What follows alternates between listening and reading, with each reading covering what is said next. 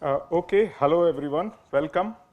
We are delighted to have this lecture today, which is Professor K.R. Sharma Distinguished Lecture, and for the year 2023. This was set up in the Electrical Engineering Department more than a decade ago. So the best part about this is we have Professor K.R. Sharma himself here and Professor Nageshwari, Sri Nageshwari, who has set up this chair. Both of them are here. So we are very delighted. And the speaker for today is Professor Sandip Tiwari, and Mrs. Mari Tiwari is also here. So we are very delighted you both are here. So may I request Professor Sandip Tiwari and Professor Mari Tiwari to honor Professor Sharma and Professor Nageshwari with a shawl.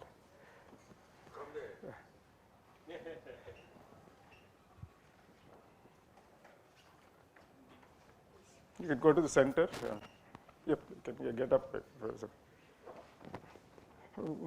Honor, wrap it around them. Professor Sharma.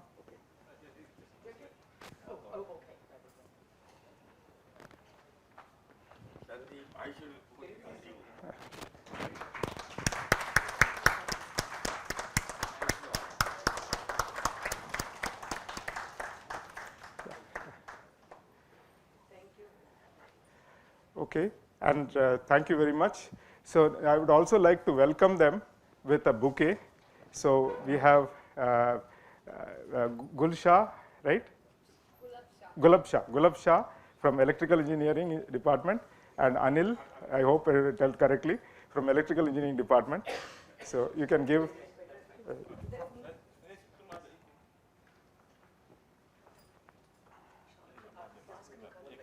No, give it, please. That was the reason to make them give together. Yes, please. Sir, please have a look, sir. Sir, please have a look. Thank you very much. Yes, please. Please have a look. Thank you. Thank you. And we would also like Gulab Shah and Anil to welcome Professor Sandip Tiwari and Mrs. Mari Tiwari.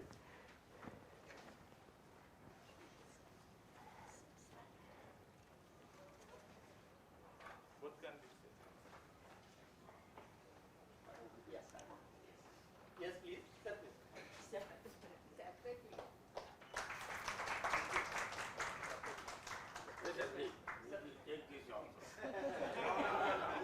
I'm giving you. Ma'am, please have a look. Thank you. Now, please, can you all please? No, wait. Her photo, unko lene de diya? Yeah, I want to click. No, but did you take a photograph? Along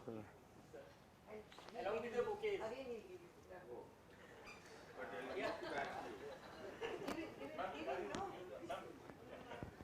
Yes, please.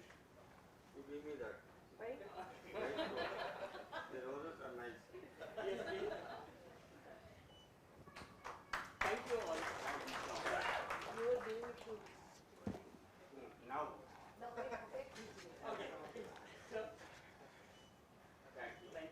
Okay. Thank you very much. So for the benefit of the audience, quickly, Professor K.R. Sharma Distinguished Lecture Series, actually it is to honor Professor Kalluri Ramalinga Sharma, affectionately known as KRS, and he can be best described as a creator of institutions. He joined the Electrical Engineering Department at IIT Kanpur in 1961 after completing his BTech honors 1957 and MTech 1958 at IIT Kharagpur, and then a PhD in 1961 from Cornell University. You can see how quickly he has finished all the degrees, and it just shows as an indication of his brilliance.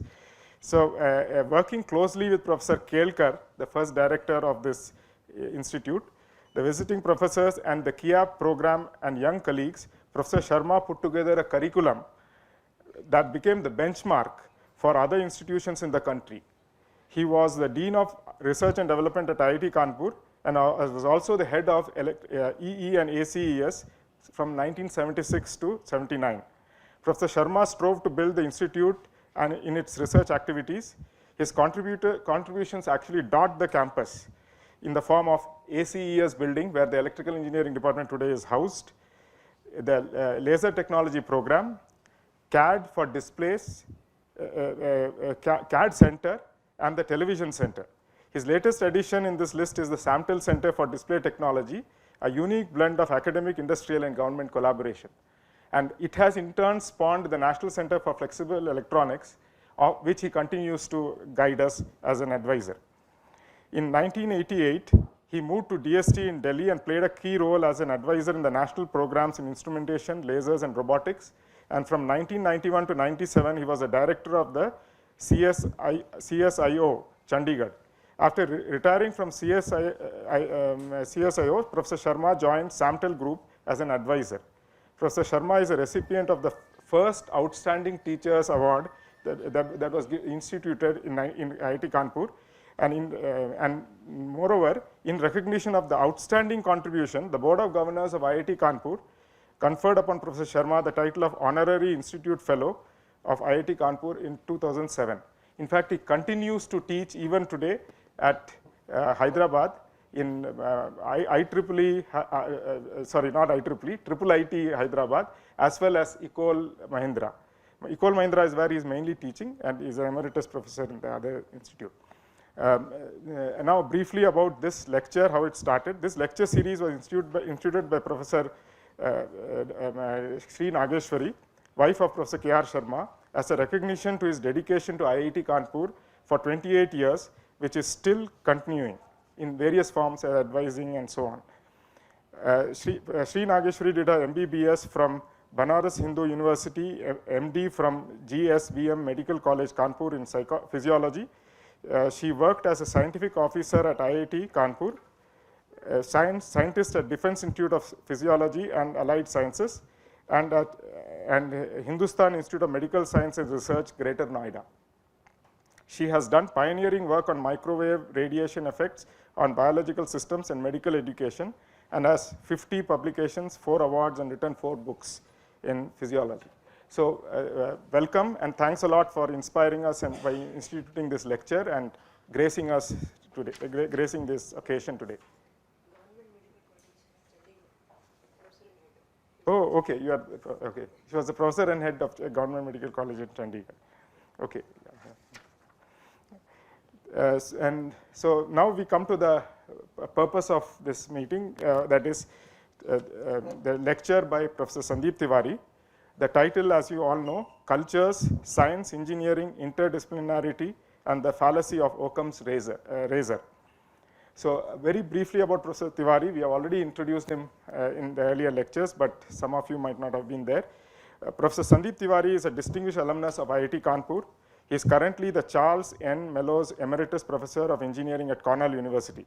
He was earlier the Director of National Nanotechnology Users Center and Network, and Director of National Nanotechnology Infrastructure Network, and a research scientist at IBM He was also, before that, the research scientist at T.J. Watson Research Center of IBM. At IBM, he carried out pioneering research work on compound semiconductor transistors, co-developing silicon germanium transistor, nanocrystal memory, and various other topics. At Cornell, his research focused on adaptive approaches for low-power design, 3-dimensional integration, inexact computing, and Bayesian implementations. Actually, he has spent time at various universities in US as well as in continental Europe, and in India as well. At IISc, he spent quite some time. Professor Tiwari, and he is bringing in all that experience, and I expect that this talk will be reflecting that.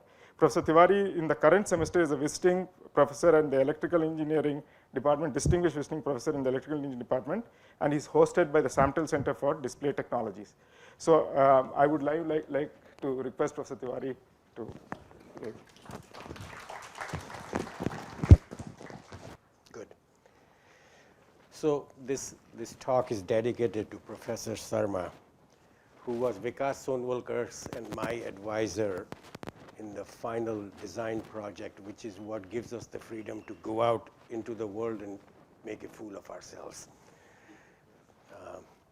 But that project had a lot of lessons for us.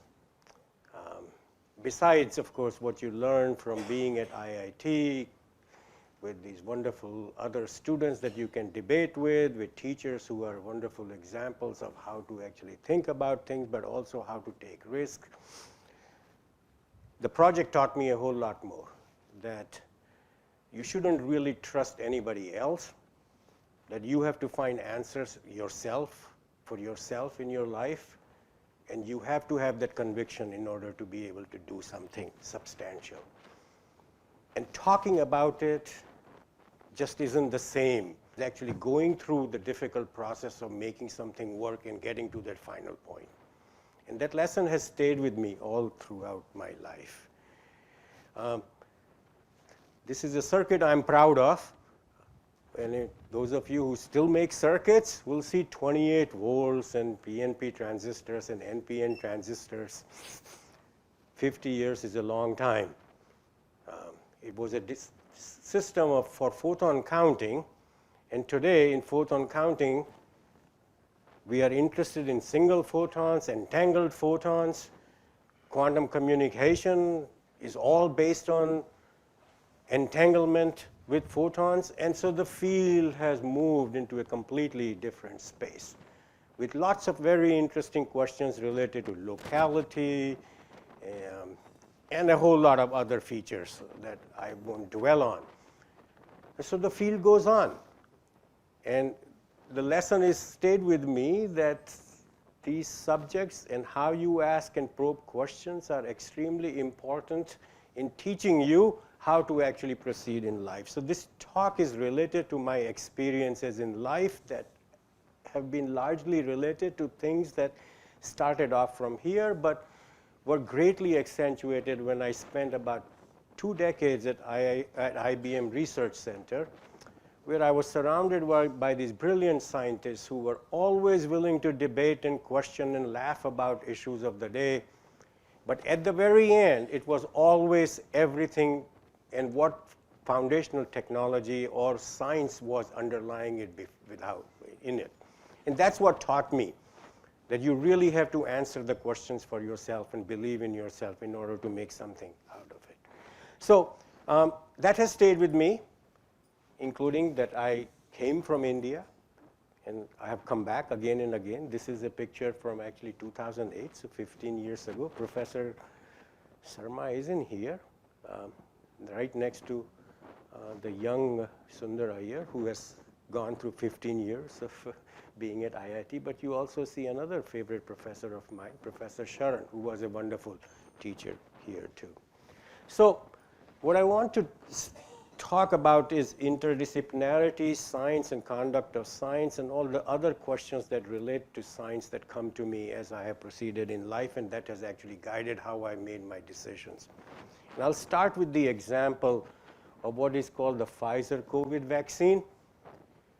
The Pfizer COVID vaccine is actually based on nanolipids that were made by Acuitas Pharmaceuticals, whose 3 principal scientists are 2 Canadians and 1 English immigrant.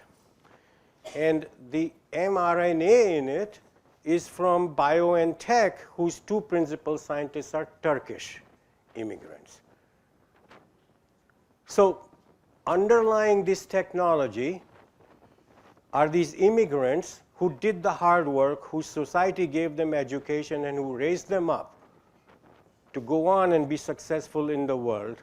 And yet, what we call today is a Pfizer COVID vaccine.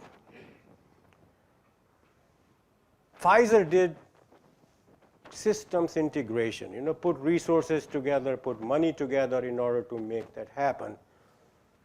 But to hide it under a word like innovation, which is built on the backs of centuries of work that has been done before, etc., to me is a travesty. And unfortunately, that's a travesty that pervades the universe that we live in, that we hide things behind these words. There is no credit for people who actually did this work. It is Pfizer who makes $100 billion, 50% of which is a profit in 1 quarter because of that. And so Africans can wait in the queue for their COVID vaccine, and if they have $30, they can pay for it. Otherwise, we are sorry. This is innovation, and it's a property, intellectual property of Pfizer. There is a word, a phrase that is used often in Western press, crime against humanity. To me, this is exactly what a crime against humanity really qualifies at. And it goes back to some books I had read very early on. This is Simone Weil. She's the younger sister of Andre Weil. Some of you may know Andre Weil. He was one of the premier number theorists and algebraists of last century.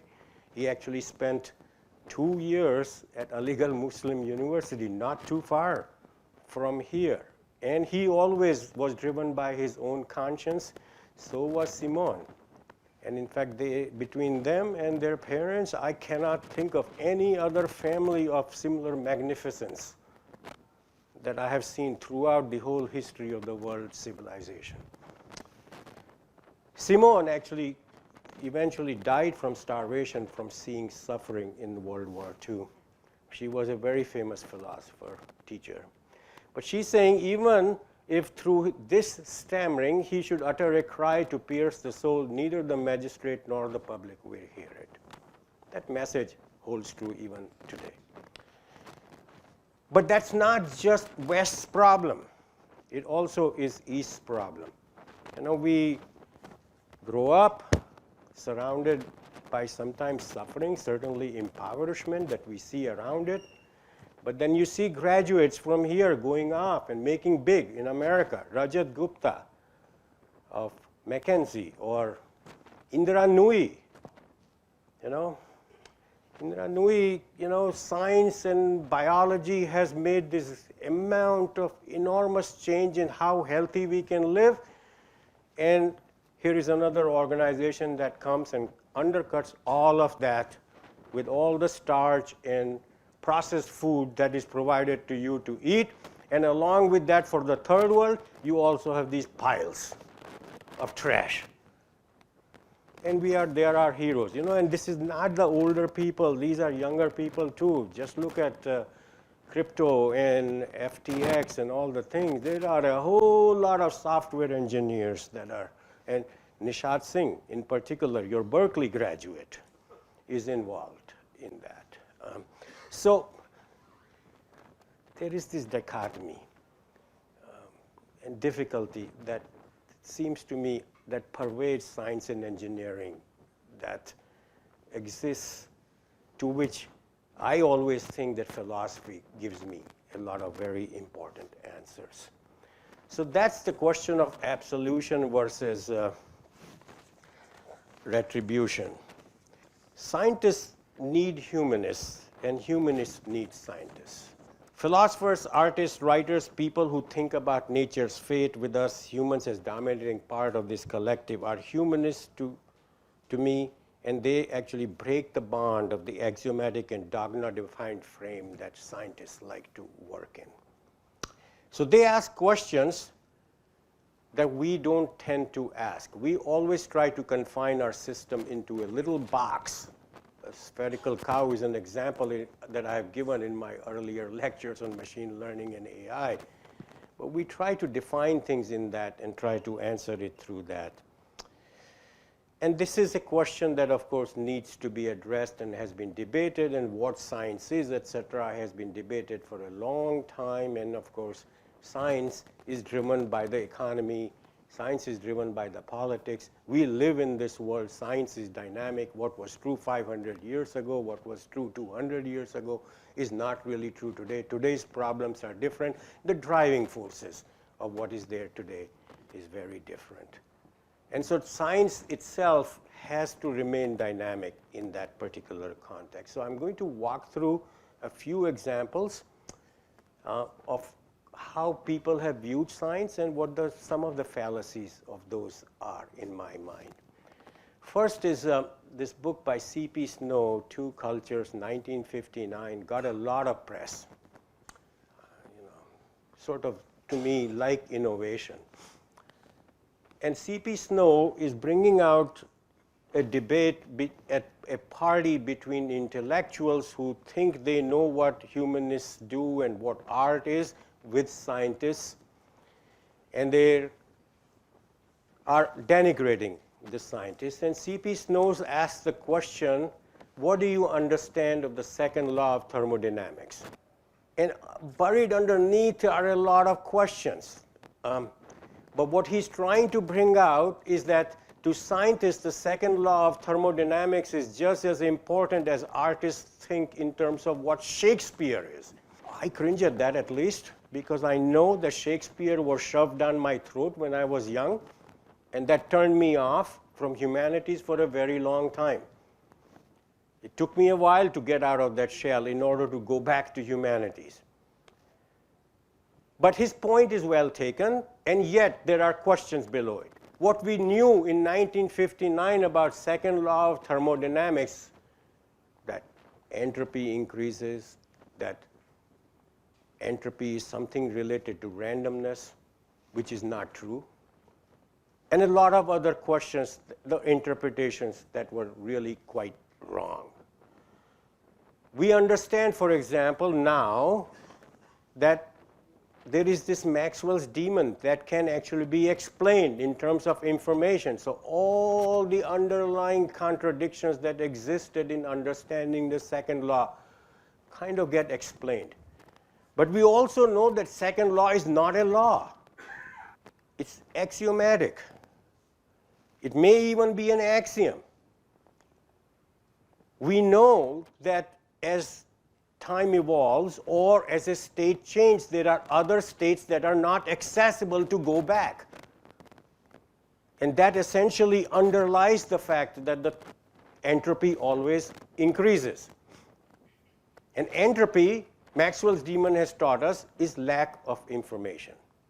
And it's not a law. There's a friend of mine who's a professor at UCLA, whose advisor was Uhlenbach. Uhlenbach was actually a student in the grand tradition from Boltzmann. And Uhlenbach always thought it was an axiom. If you look at Landau and Lifshitz talk about, well, it relates to whether the universe is open or closed. So second law has lots of open, very big, major questions that are related to it.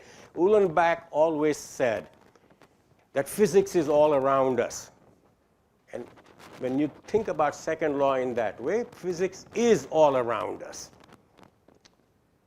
We're still trying to figure out second law and its implications. It is still there in the same vibrant industrial way as it was 50 years ago. So that is second law. Of course, C.P. Snow goes back often to Beveridge. And if you remember your school, the scientific process was described as you make a hypothesis, you design an experiment, you conduct the experiment, you look at the result. Meh. I never really believed in that. That's not how the real world actually works. And some of that, of course, is a little bit more finessed than that, and Beveridge is talking about all the different ways to reason and so on, etc., that are in there. And okay, that's fair enough. But the real world of science does not work like that. There's a little more substance to Popper. Popper talks about the logic of scientific discovery as being constantly about actually falsifying a hypothesis. That is, you are actually looking for explanations, but it is extremely important that if somebody has an explanation, you find instances where that explanation does not work. And that is why I always emphasize fallacies in my talk, that these ideas of making propositions and debating them, and they seem right 98% of the time, and then they fail 2% of the time, and you say, well, it's magic, or, you know, God bequeathed it. That's the Popper way. There is Thomas Kuhn, who is often bandied about, and Thomas Kuhn's is a linear theory. He talks about that progress happens on the shoulders of people, and it keeps going on until there is a paradigm shift. The paradigm shift happens because all this knowledge comes together. To me, that is very dissatisfying. If I look at Wallace-Darwin theory, it fits into the Kuhn's model. It's a linear flow, changing, people are evolving, sort of fits into it. But the test of a theory and the test of whether something actually represents reality is when something big change happens, okay? IIT was, for example, a nonlinear experience for me. I was linearly under my parents' umbrella in my home. I was sheltered. I learned all the things about social skills, maybe not enough, but social skills. And then I came here, and then there were these other people, and we were debating. There were professors who were giving you low grades. And you learned, you were given these difficult projects, and you learned from that. That was nonlinear. That's when you learned. Darwin and Wallace's test is when the asteroid hits or when the climate change takes place. There are going to be some of us who might be able to mutate and evolve. That mutation is the test. Phase transition is the test in thermodynamics. Those are the important part which actually are tests of whether a scientific theory is good or a scientific theory is just a linear, straight line fit to things. So Kuhn's ideas actually sort of established themselves. There's a halo around Kuhn. And then he goes back to Pasteur, the great French scientist. Pfizer's work is based on things that immunology, etc., that Pasteur did in late 1800s and made vaccines for a whole lot of diseases without making $100 billion for himself. His idea Pasteur actually worked in all these different quadrants: pure basic research, user-inspired research, pure applied research. But this whole Pasteur's way of looking at how research is conducted got transformed into basically a linear algorithm, like Darwin-Wallace. You do basic research, you do applied research, you do a development, and you go into production. A linear part probably holds true here, but I don't think that really holds true here. My life has been sometimes basic, sometimes applied. I have loved doing both of them because there are times basic, that's a struggle, and you go off and you do something else, which is going to be productive, and then you go back because you came back with a new answer. So this model of Kuhn that has been turned into Pasteur's quadrant is being practiced in a lot of places, and I'll come back to this perhaps a little later, but I don't think it really makes sense. Another book that was very powerful to me when I was very young was Arthur Koestler's Act of Creation. He talks about something called bisociation, meaning the blending of elements down from two previously unrelated matrices, two different directions coming into a new material. And this holds for both arts as an act of creation, painting as an act of creation, to science as an act of creation. A joke is a bait and a switch. You are expecting something, and something else comes out. And that makes it a surprise. There is a surprisal factor in it, okay? This goes back to second law of thermodynamics and what is not known. A parody is an imitation springing a surprising inconsistency. Seems to me the parodies is not loved by Indian politicians. In science, matrices fuse to new synthesis. Two different directions of research come together and you get something new, okay? And of course, that happens most of the time. In arts too, that happens, okay? There are lots of examples in arts where things are being juxtaposed, and juxtaposition is actually merging together of many different streams. So all creatures have this capacity for creative activity, frequently suppressed by the fact that we have these automatic routines of thoughts and behavior. You get drummed in. It's a good idea to know multiplication table till 13 or maybe 19, but that's it. no more. Okay, that's good enough, because that gives you the chance to go on and do something else. And all that multiplication is now automatic to you. So Arthur Koestler I will come back to, because this act of creation and what he talks about here in this was a book that came out in, I think, 64.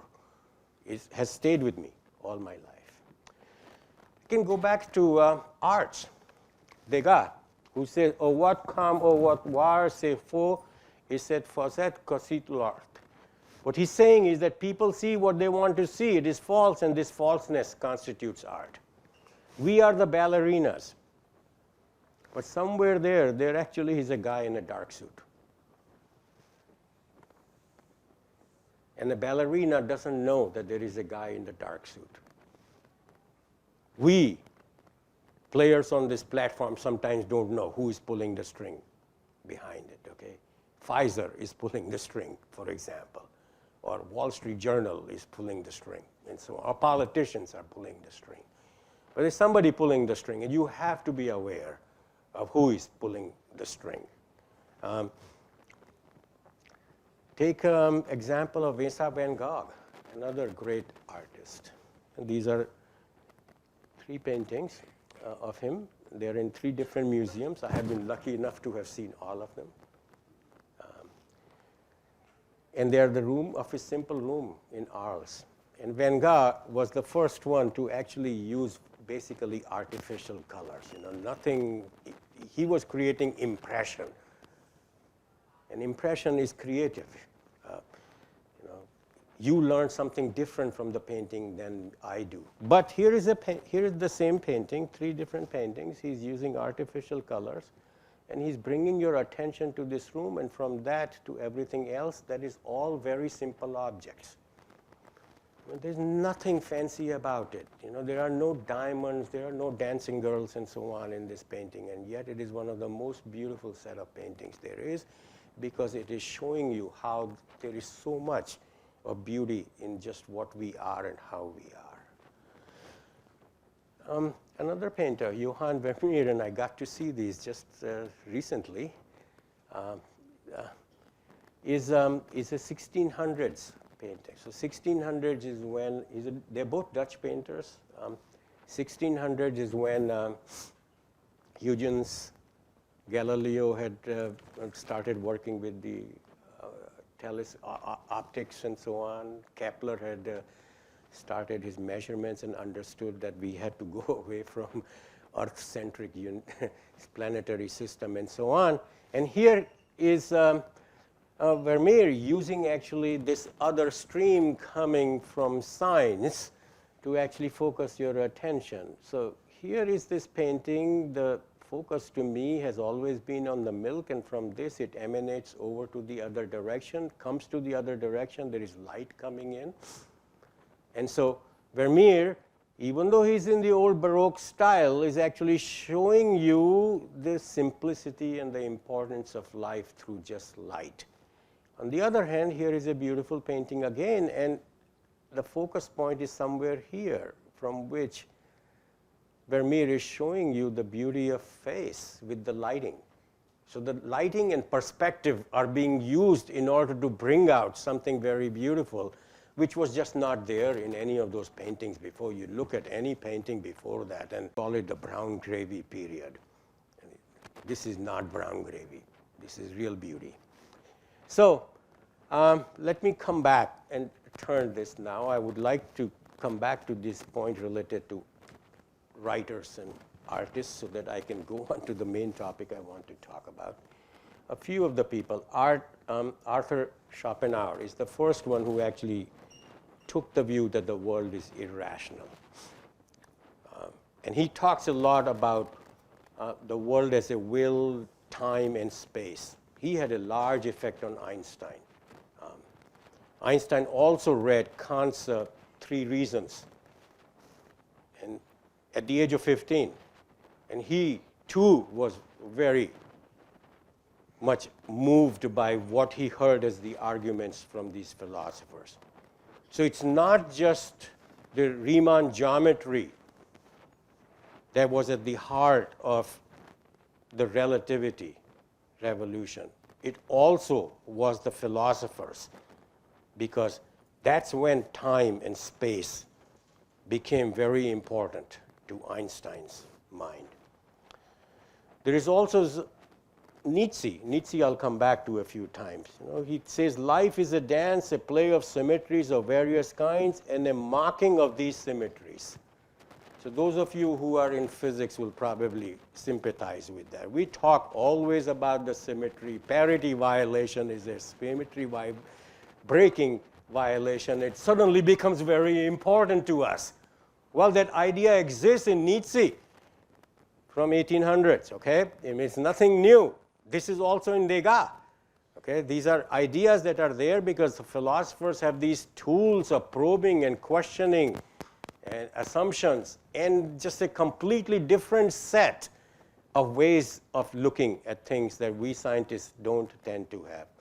Now, Richard Wagner, this Ring trilogy, although it's a story about this ring that fell and Hagen is trying to find it, he drowns, and at the end, Valhalla is destroyed, the gods are gone, and so on. I mean, it's a complete story of world history. You can read into it. George Bernard Shaw, who was a socialist, of course, read into it how do you go back? He reads into it the industrial society's problems because it is this death and suffering. And Dunnington reads into it unconscious archetypes in the mind leading towards individualization. And so he's seeing into it us turning into humans that are different from each other. So there are all these impressions from art from before. I remember Somerset Maugham, whom I read quite carefully when I was young. He was an obstetrician. He always talked about how much he learned from the suffering of the people in the London slums.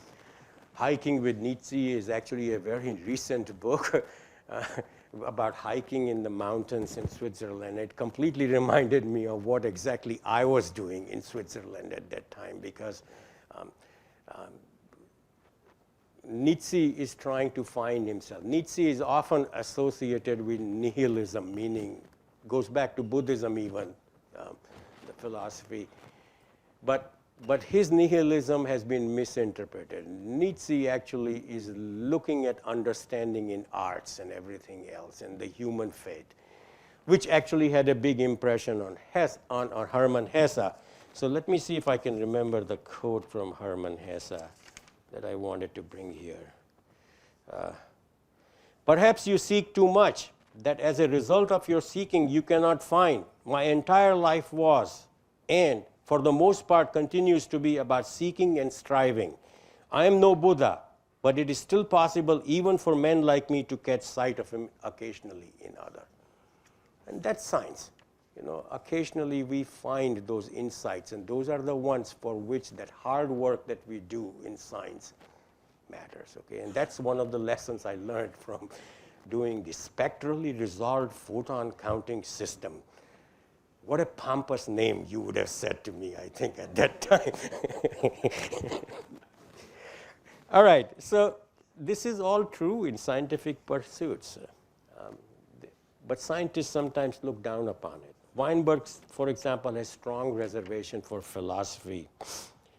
It is more damaging. He finds it more damaging than helpful for sciences. Although it might provide some good ideas at times, it is often something the scientists have to free themselves of, he says.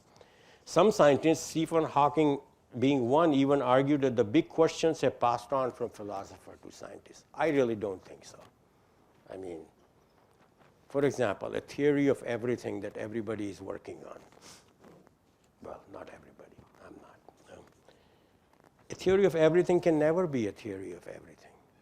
I mean, we already know from Gödel that there are truths that cannot be actually figured out within an axiomatic system. There are always going to be unknowns in all our lives. So that comes back to second law of thermodynamics again.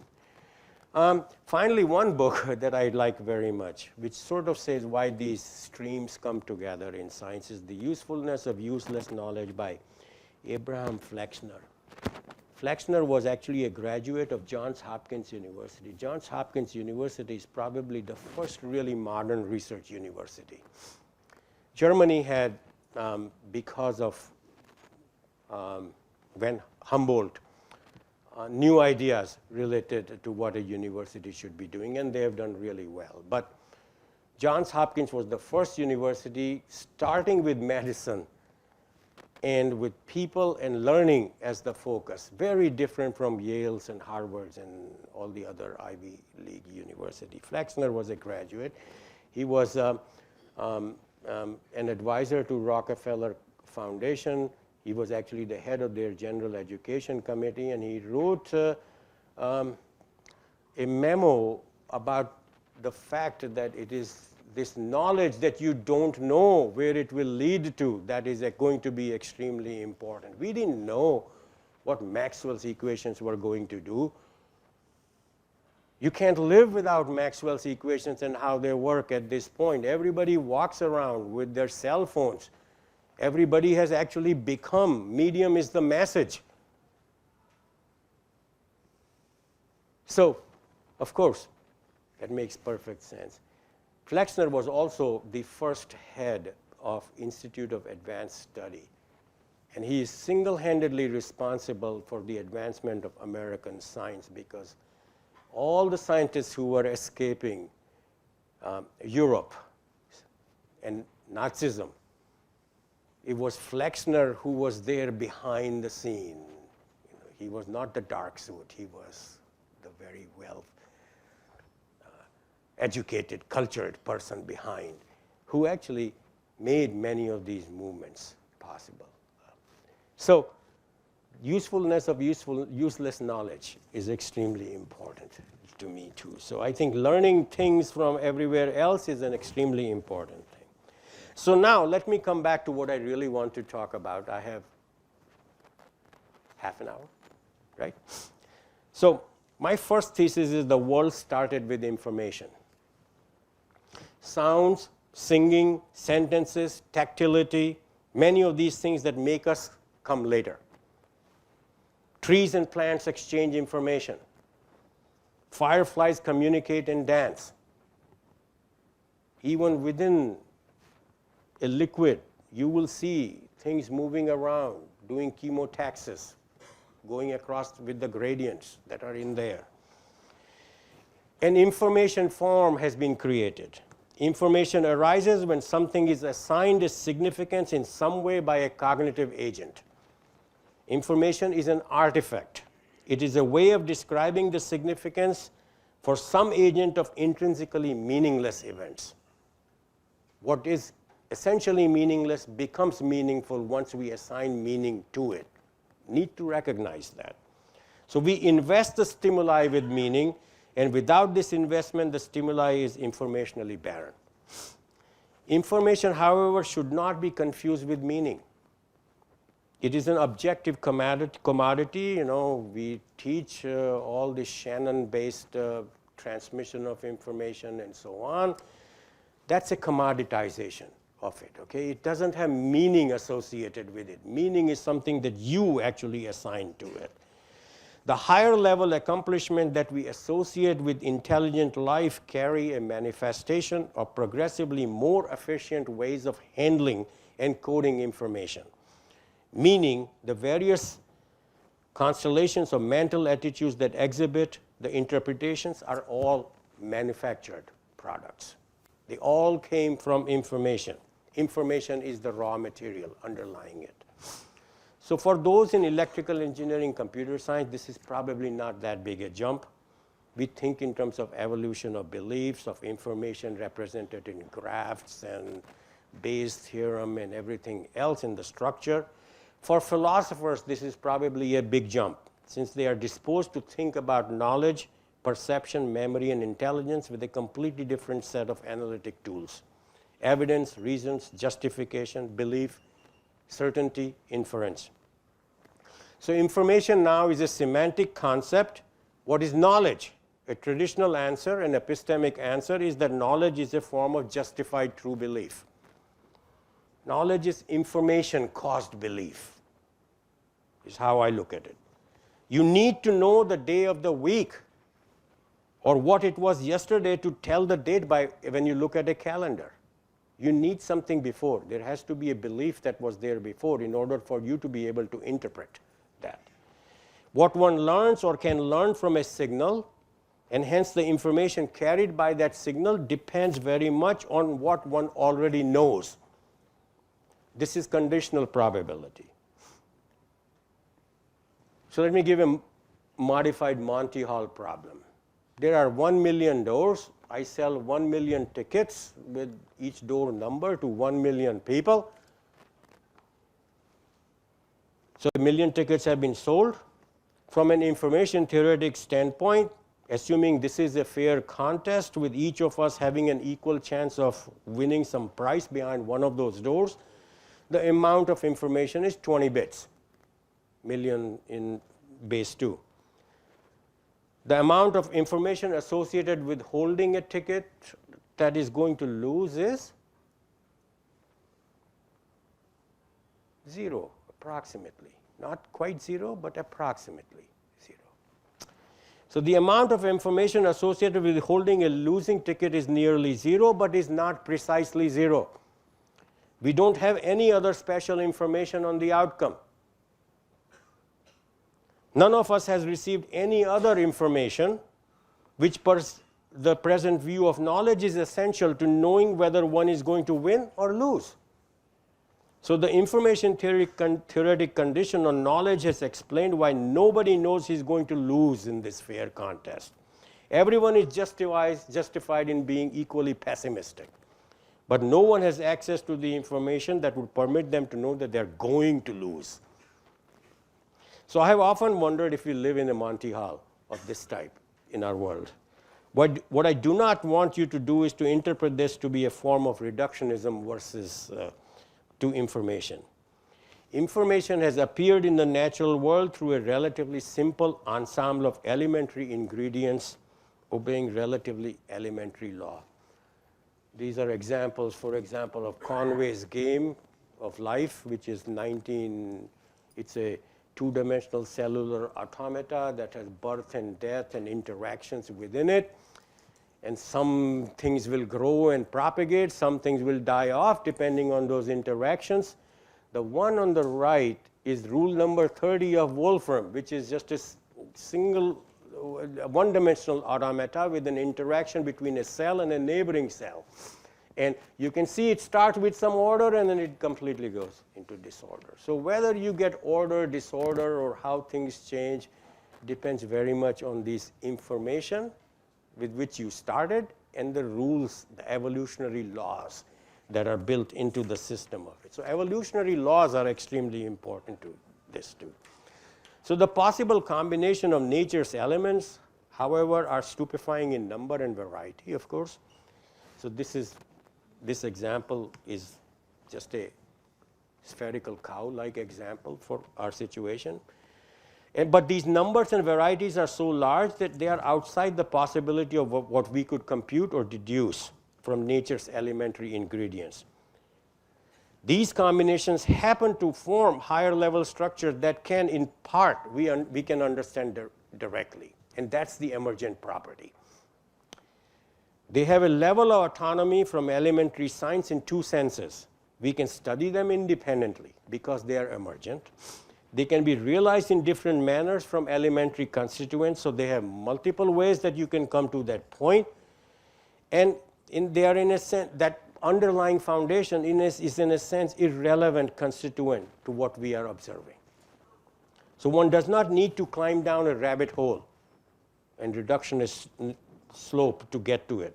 It would be useless and self-defeating to try and replace all the study of nature with science.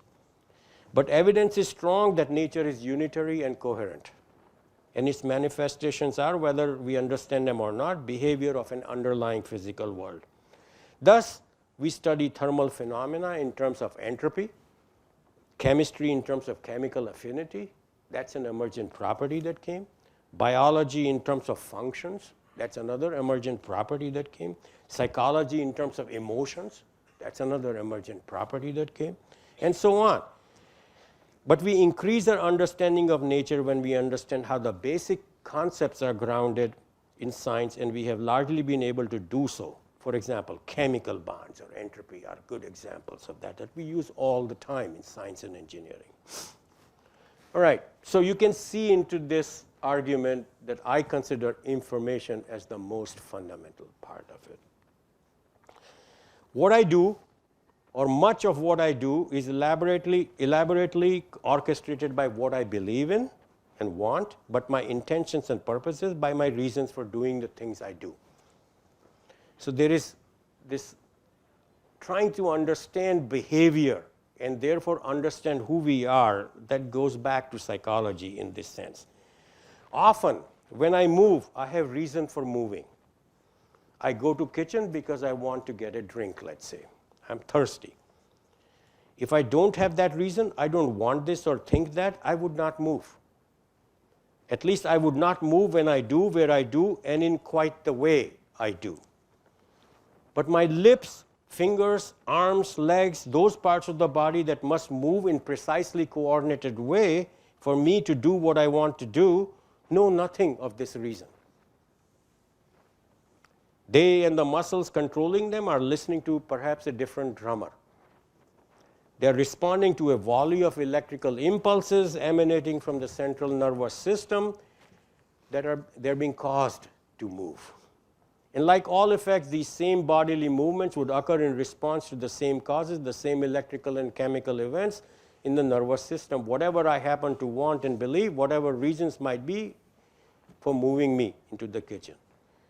Does this mean that the body and I are not to march off in different directions? We must suppose that my reason for going into the kitchen to get a drink or is intimately related to those events in my central nervous system that cause my limbs to move so as to bring me into the kitchen? Are there two drummers or are there one drummer? Does this mean that biologists, neurobiologists can explain everything for us? I don't think so. But does this mean that my thoughts and fears, my plans and hopes, my psychological attitudes and states that explain why I behave the way I do are to be identified with just the structures and processes, the causes of bodily movements studied by neuroscientists? I don't think so. If there is really only one drummer, hence only one beat, and this is the beat to which the body marches, then one seems driven inevitably to the conclusion that biology rather than psychology explains everything. What then remains of my conviction that I already know, and I don't have to wait for scientists to tell me why I went to the kitchen. So this is the counterfactual to that argument. I went there to get a drink because I was thirsty and because I thought there was still cold water left in the fridge. However good biologists might be or become in telling me what makes my limbs move the way they do, I remain the expert on what makes me move the way I do. Or so it must surely seem to most of us. To give up this authority, an authority about why we do the things we do, is to relinquish a conception of ourselves as human agents. This is something that we human agents will not give up soon, okay? There is this conflict between these two different pictures of how human behavior is to be explained. Reasons, our beliefs, desires, purposes, and plans operate in a world of causes, and to exhibit the role of reason in the causal explanation of human behavior. So, my own interpretation in a different language of science is as follows. It is information and its meaning that is connecting the reason people have for moving their bodies and the causes of their bodies' consequent movements. My reasons, my beliefs, desires, purposes, and intentions they have to be the cause of my body's movement. It is me asking my body to move, okay? These are my evolutionary laws. This, which is the way we go back into sciences in seeing how states evolve. There is an evolutionary law, there is a state you start from, and there's a state you're going to. I think those same principles of information and information movement and mutual information, etc., that apply even to the biology in this way. So between the information that I perceive, my evolutionary laws, and my prior beliefs is the definition of me. That's me. How I behave in different circumstances depends on causal and random factors. Thermodynamics and statistical mechanics has much to say about this based on information. There is the arrow of thermodynamic time, not accessible states. There is the arrow of causal time, if you will. Cause must precede the consequence. There is the notion of epistemic time with an agential temporal arrow, and what we know in the past is a whole lot better than what we know for the future. So the cause and effect is an arrow, and the cause and effect that is the arrow is a thermodynamic arrow. That thermodynamic arrow arose, it looks like in biology in this particular instance, but it really is an information-based arrow because that arrow appeared from thermodynamics, and thermodynamics is all about lack of information. So I realize that I have turned the human experience into a very abstract form in this process, but I think it is important to realize that all social phrases we use, upbringing, values, ethics, morality, providing a safety net to our children, keeping our children protected in their childhood so that they can grow healthily, our need to explain or explain away our aspirations, our limitations, our path based on our starting point of life trajectory can all be seen through such an information lens. It's agnostic and subject to proper scientific challenging. Popper would be happy with that particular aspect. All right, so now let me change this a little. Societies deal with their problems based on political and economic expediencies with some regard to cultural and moral convictions that have developed in the collective over time. These are all informational too. Politics is based on building vote banks, or whose organization very much depends on what kind of political process is in place. If it is first past the post, there's one set of organizational tools. If it is a rank choice, it will be another set of organizational tools. Even disenfranchising is an organizational tool in many cultures. Who controls the media is an organizational tool. Or if media controls the politics through its ownership, that's another organizational tool. This is all information. Economics and politics and everything else, I think they are all informational. So all these expediencies affect the conduct of science in the end. It is forced between guardrails. It is valued nevertheless because it does make a better off life development possible. So by spending time around the world and observing the academics and the workings in Europe at many of the best schools in US, as well as at IISc and now back at IIT, I just want to share what I think of one of the better systems that I have seen, and that's Germany, or Germanic countries in general. People do not live in any particular township or community because of the school in that community. They don't send their children to private schools in order to get their better education because the system has been designed so that all schools are created equal, the teachers are valued, no matter whether you are intellectual, academy-oriented person, or you are going to be one of these people who will actually be able to machine to a micron scale precision, are all equally valued. The plumber will live right next to the professor, will live right next to the banker in such communities. So in the schooling, in the early years, you have this equal opportunity to whatever you are capable of. In university, it is a nearly free education However, you must pass. You must be qualified. Otherwise, you have to shift. So there is the Hochschule system of professional practice, and then there is the academic system. People move from Hochschule to academics, from academics to Hochschule. But the whole system is designed so that you understand you want certain number of people, or you want a community of people who are experts in a certain discipline to be coming out at a certain point at the end. And so there is a strong emphasis on flow, not always trying to figure out, oh, we have a problem here, let's put money in here. We have a problem here, let's put money here.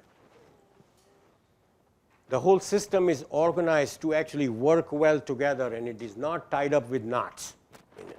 And in some ways, this is true for Scandinavian countries, and it is true even for France, which is a much bigger country, not as well off.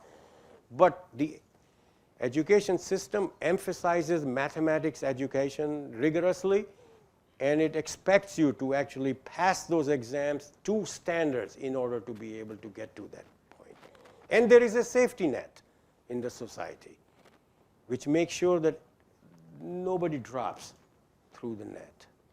And that certainly is a system I value very much. That's one of my biggest lessons of life that I have learned, that once one gets well enough off, there actually is a way of making us human, which we don't tend to usually be. So I guess I can talk a little about research, for example, Max Planck Institutes. At the very end, Germany was completely decimated by World War II, but now if you look at the last 20 years of Nobel Prizes and compare the number of Nobel Prizes in Germany compared to others, it's right there where it was before Hitler did his awful acts. So they've designed a way of doing research and appreciating research and always hiring the best, no matter where they come from in the process, and made system very, very remarkable. All right, so this is information flow and development organized so that mutual information is maintained across the entire hierarchy in the society. Not attacking the problem of the day and constantly tying knots. Conservation is conservation of flow, as I often stress to my students. All right, so let me see. I would like to talk a little about this Chekhov's last chapter. If you are wondering why I chose that as the type, as the name, Chekhov is known for that if you put the gun on the wall in the first chapter, you must take the gun down in the last chapter of the story.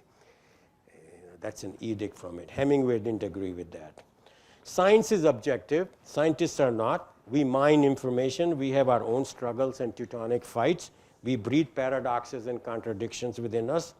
Paradoxes, of course, are philosophers' tools. Pseudo-randomness, for example, is a beautiful metaphor for our own perception of free choice. So we think pseudo-random number is, of course, really random, or it's a free choice. It can emerge from underlying determinism. All you need to know, if you don't know the sequence of the pseudo numbers, you didn't know the seed and the program that created the pseudo number, random number, it is a pseudo random number for all practical purposes to you. So this is the quandary I see answered in Degas's painting. I don't know if I'm pseudo random or if there is the black-brown suit standing behind me there who is creating my free will in here, okay? You hear the name Renoir and you smile and see the whole world resolved into circular brush strokes, rosy, bright, and happy. You hear the name Matisse and you see these 5 dancers dancing with a green background. And you hear Schopenhauer and see the same world represented by lines of suffering men who during sleepless nights have turned suffering into a deity and who with solemn faces move down a long rough street leading to an infinitely quiet, infinitely modest, sad paradise. So says Hesse in his essay Language, written in 1917. The best science listens keenly to philosophy, in my view. And so must the best philosophy keenly listen to science. This used to be true in quite a bit of the Greek time, disappeared. And in some sense, it disappeared because of this Earth-centric universe and people not doing experimentation. Aristotle, for example, used to say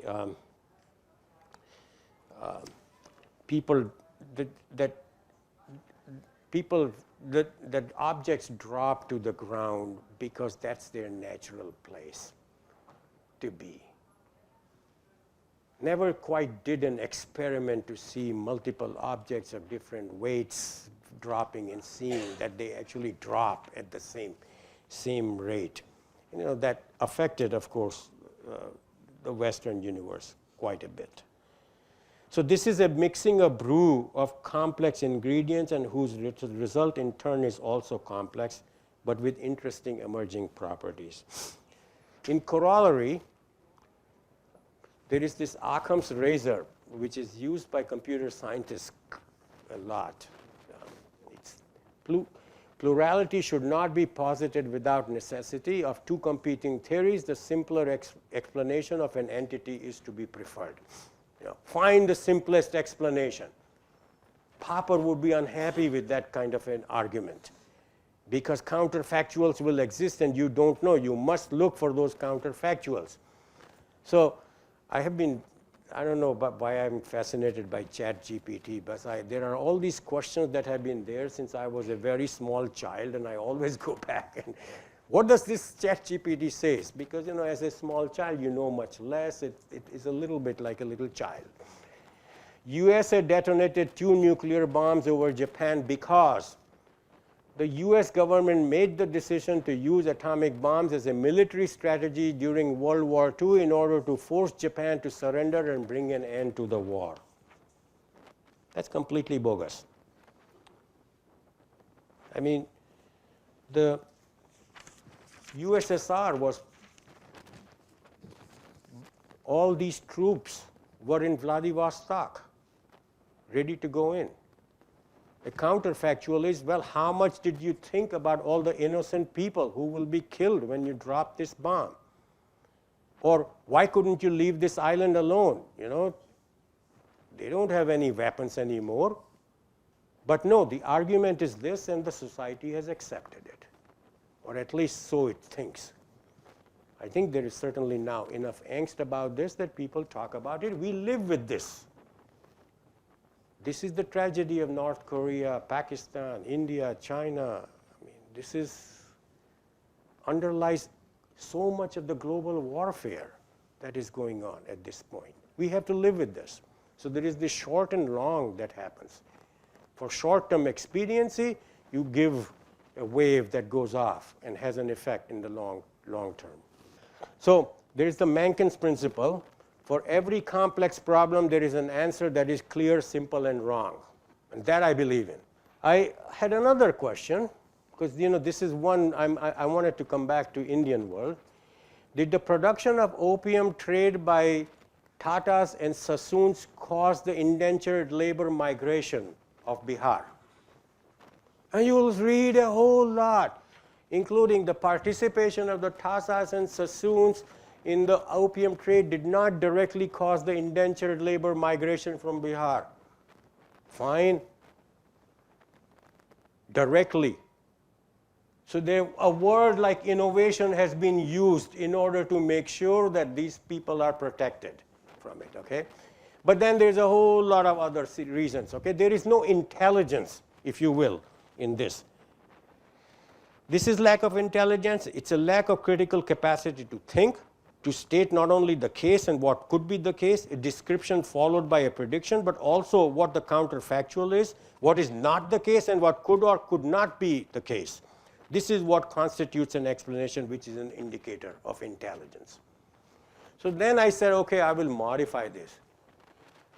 Why did the British indulge in opium trade in 1800s through 1900s? The British indulged in opium trade in 1800s to early 1900s primarily for economic and political motive.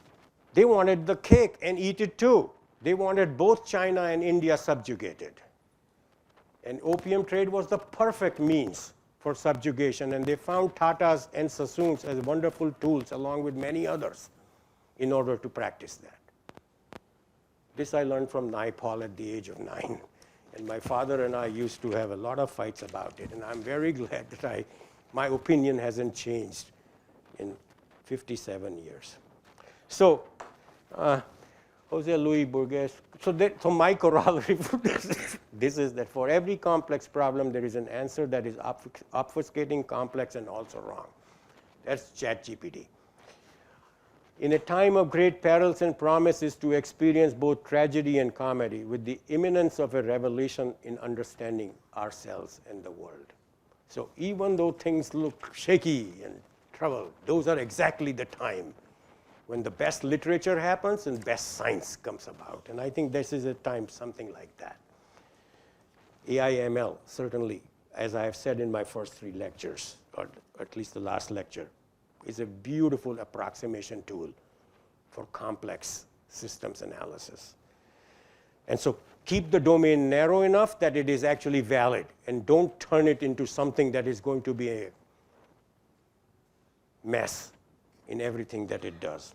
So for science and engineering to do well for the society, it is important to always approach it openly, based on information sans bias with equal opportunity to all. It's a magnificent cauldron, but we don't know which combination of ingredients is going to be healthy and tasty and flavorful, and which is going to be poison. So also proceed with caution. So thank you, Professor Sarma. Thank you, everybody, for hearing me out. Thank you for the nice profound lecture. Any questions? You can take a couple of questions.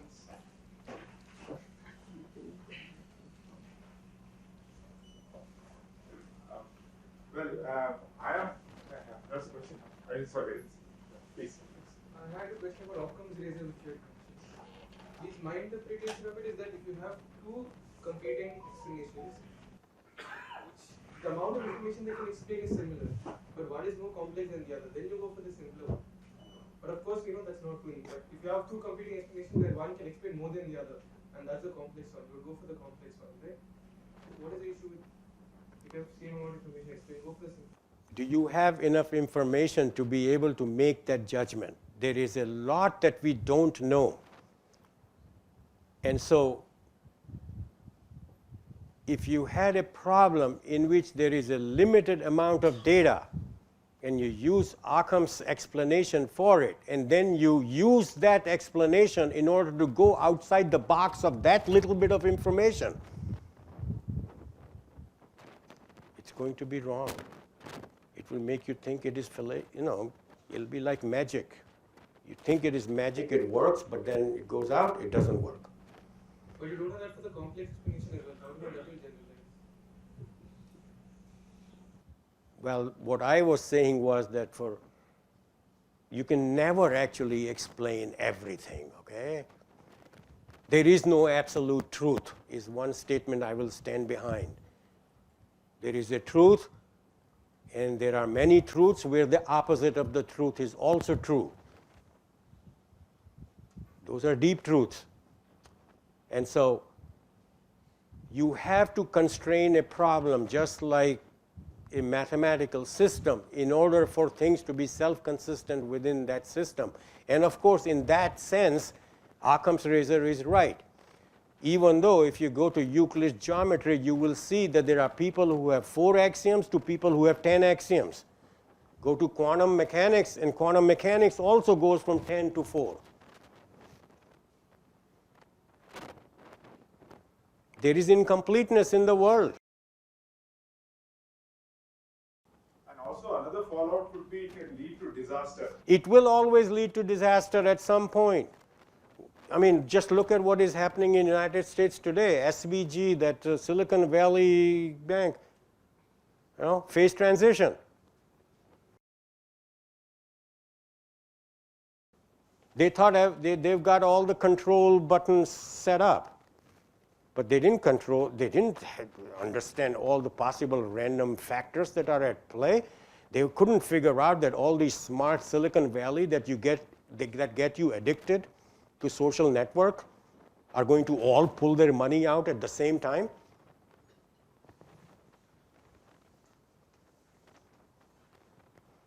Occam's razor is a very common tool in machine learning, by the way. And you see the problems that come from it. We should have humility to accept and keep verifying. Science actually teaches you that and should teach you that. Gödel says that. Any other question? Yes, please.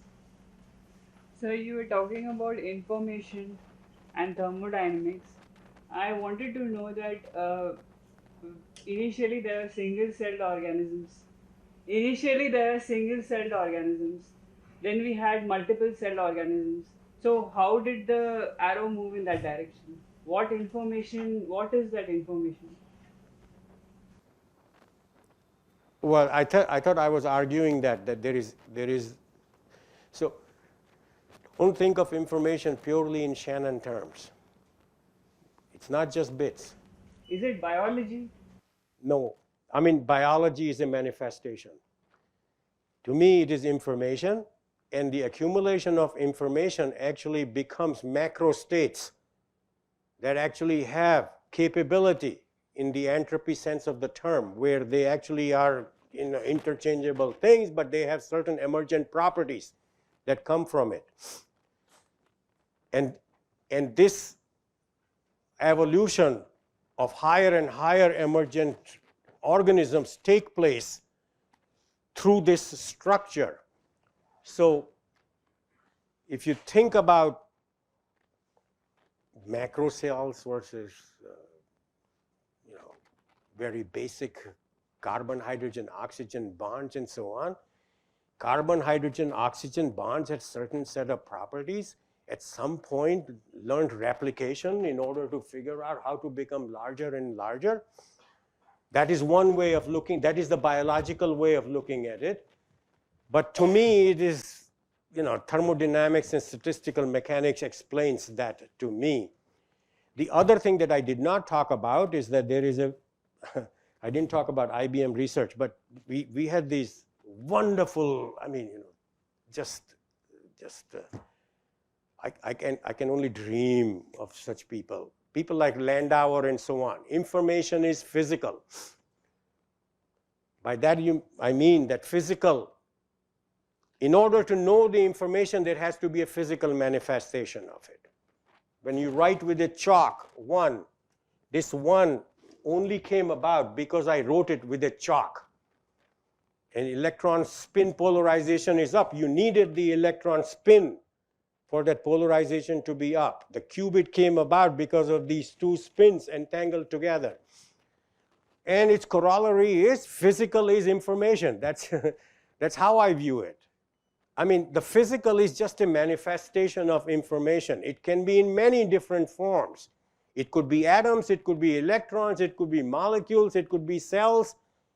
It could be a whole lot of this collection, but that is all a collection of information whose view that you are seeing is in the form of atoms and molecules.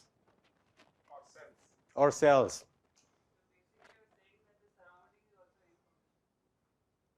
The environment? Oh, the environment, everything is information. It is information interacting, but it is completely unknown information. Environment is just it's a reservoir. You're just defining the two things differently. I'm not sure I understood. When you said that a single cell organism becomes a multiple organism because of a certain reason, because of certain structure which is coming from the environment, actually the environment is also behaving in the same way. But it took the energy from the environment to create itself. Information is also energy. In order to destroy information, you need KT log 2.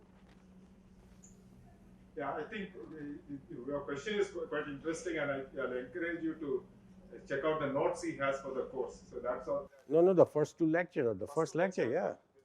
we can pass that. But that's a very moot question, good question actually. Another one question.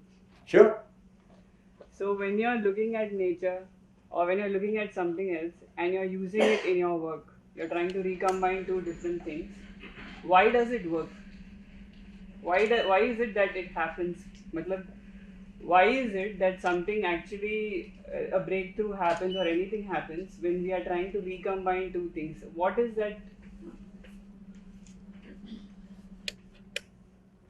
A new path appears from two Why? different paths. Why? Think of this as a macro state here, evolving to a macro state here, is evolving to a macro state here. This is another colored macro state evolving from here, evolving from here. And thermodynamically, it is a phase transition that took place here, and you got something new which is more powerful. It is a higher emergent information. Yeah, so I think let's think about, let's ask some other question. Any other question? But you are welcome to discuss with him after class also. Any other questions? I think biology finds this very, very scary, and rightfully so. Rightfully so. But in physical community, we now understand information as the foundational principle of pretty much everything. I mean, atoms are just a useful object for processing information. If a new baby is born or if a new animal baby is born, that means information is added or is added. Well, there is, of course, the DNA. I mean, there is a computer. You got coded in that you came in with, okay? You came with a code, that messenger RNA and everything else are doing their thing. And they're doing it at 100 kT. I mean, they're doing it, but you came with some code, but now you're interacting with this environment and you're building your neural cells and you're growing. And so you are forming yourself from that start. Okay. Well, as a privilege of the chair, I'll ask one last question, if it is okay. Unless you have... No, go ahead. Yeah. So, you are saying that there is this person in the dark suit watching it and all that, right? And also... Sometimes it's God. Also, yeah. Now, and a lot of other challenges you were mentioning. But then I am influenced by another Western philosophy again. Philosophers have interpreted the world, but the question is to change it, right? Marxism. So now the question is, I'm not saying that the question is, can you change it? Is it worth changing, or is it appropriate to change? Because results have been disastrous. Or what do we do about it? Or we just live with it? We just observe. No. I think Scandinavia, Germanic countries have found a good spot. And I think but they are still needing scientists to come from all over the world to build up. You're saying that they get the best from the world, right? Well, I think every society does that. Every society wants to go to a higher and higher organism state, okay? I mean, you would like to evolve to somebody else who can lord over everything else too, right? So we all want to do that. And that's what I mean is that for people's good, which I think what Marx was talking about, for people's good, I think between the population, the way the area is, the wealth that they accumulated from their imperial times and so on, they finally found a happy ground where they can actually, not filled up with cars. There are trams going every which way. People can live with a reasonable amount of time, etc. I mean, the world is overpopulated right now. Okay? I mean, the world is overpopulated by a factor of 3. At some point, if, in the future, if India could get to that point, that would be a happy point. We are not all created equal, right? I mean, take any plot, you are going to see this on a multidimensional graph. Change your coordinate, whatever it is, emotion, height, wealth, whatever. This is what we are going to be. Okay, so looks like a lot of thoughts have been seeded right now, so I think we should continue the discussion. So let's thank the speaker.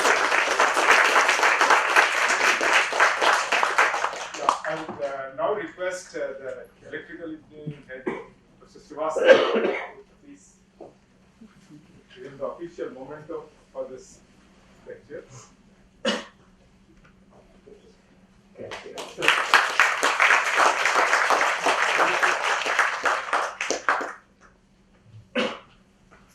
I would also request Professor Ockham was very to give a memento on behalf of Samtel Center.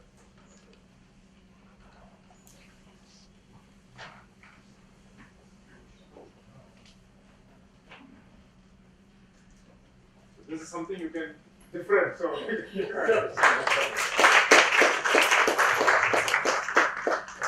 so now I would like to request Professor K.R. Sharma to please honor him. Oh my goodness.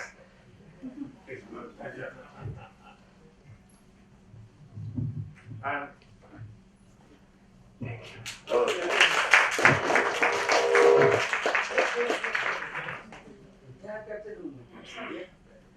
Professor Nageshwari to honor Mrs. Sandip Tiwari.